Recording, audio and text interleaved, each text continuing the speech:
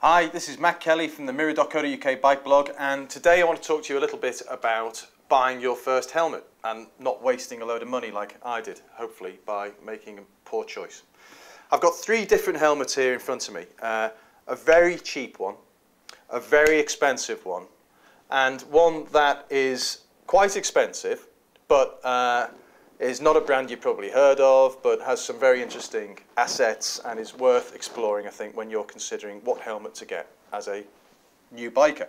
Now, I've been riding bikes for about 6 months, and it is an extraordinarily important decision to make what helmet you're going to buy, for obvious safety reasons, but also some things that you don't necessarily consider when you're just setting out. One thing that comes as a bit of a revelation as a new biker is just how noisy biking can be. When you're doing 70 miles an hour down the motorway, if you've got a poor fitting helmet, A, it's a very uncomfortable experience because the helmet feels like it's lifting off your head, and B, the noise is quite intense. So some helmets are noisier than others, and it tends to be that the cheaper ones are very noisy, but also some very expensive ones can be very noisy. And some Arashi helmets, for instance, which are the most expensive, can be quite noisy. So it's not just a question of spending a load of dough. That won't always get you what you need. And on that score as well, the other thing that you need to know when you're choosing a helmet is that not all helmets fit the same shape heads. And you can spend £500 on a helmet, but if it doesn't fit your head, it's not just useless, it's positively dangerous.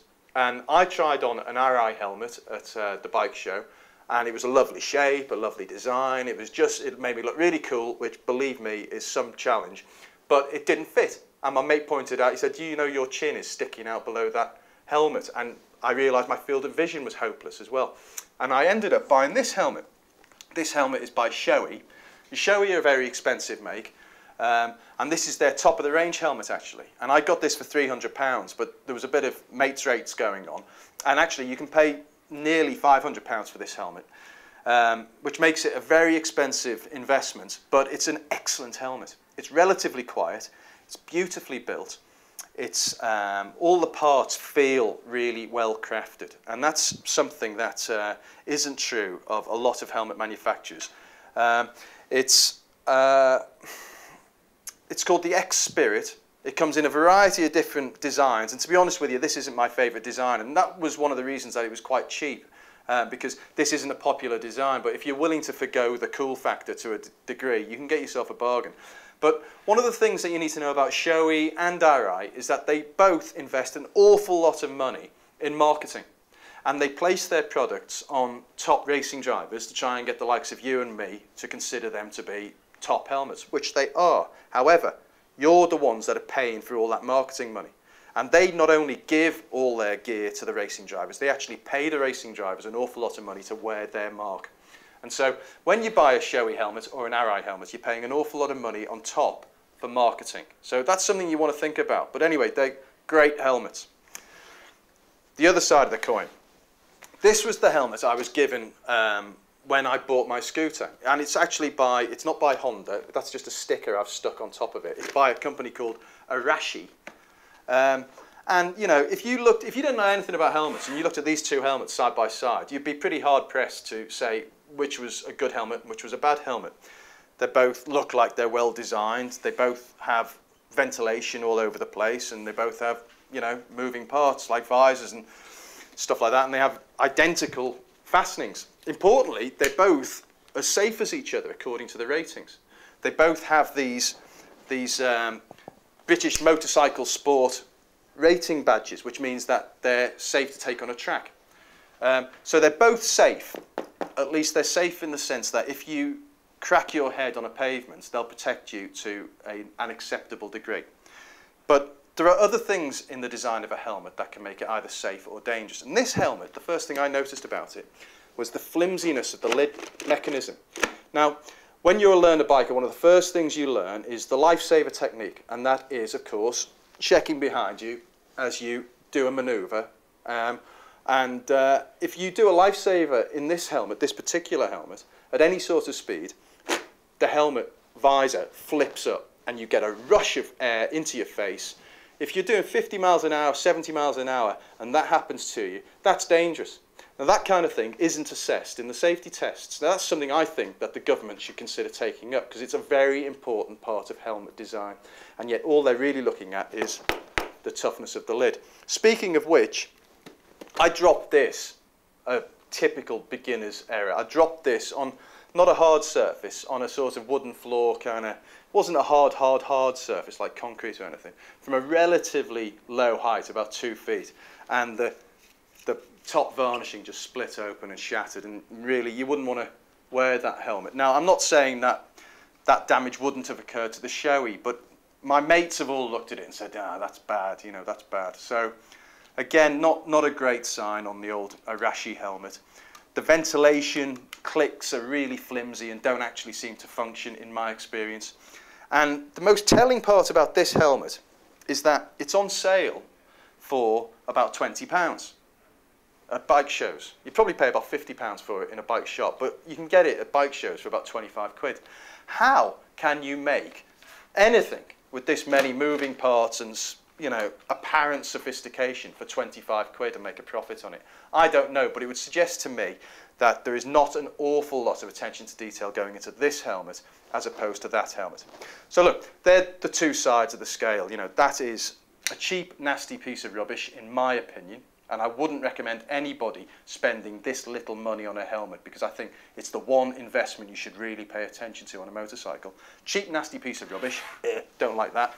Very expensive, but beautifully crafted helmet, right? But a lot of the expense probably paying the likes of John McGuinness to wear it on his super fast motorcycle. So that's something to think about as well. But there is an alternative, there's a middle ground. There are several good helmet manufacturers who don't spend millions of pounds on marketing, but who produce really, really good quality helmets. And if you can get over the fact that it's not got Shoei or Arai on it, then really there are several places to consider. This one is called Scorpion Exo. The manufacturer is Scorpion, this model is Exo. And I want to talk in general terms about why this is a nice helmet, but it's got a really slick, innovative trick to it that makes a big difference in riding a bike. It's a very smart helmet. It's very quiet. You get it on, it's much quieter than the Shoei actually. It's been meticulously designed. There's real attention to detail. Even these little vents here have little rubber seals on the inside to make sure that when they're closed, there is no wind creeping through, and that's what makes the noise. That's what makes the aerodynamics go wrong. It's got a lovely tight-fitting visor. Hang on a second, I think I've locked it.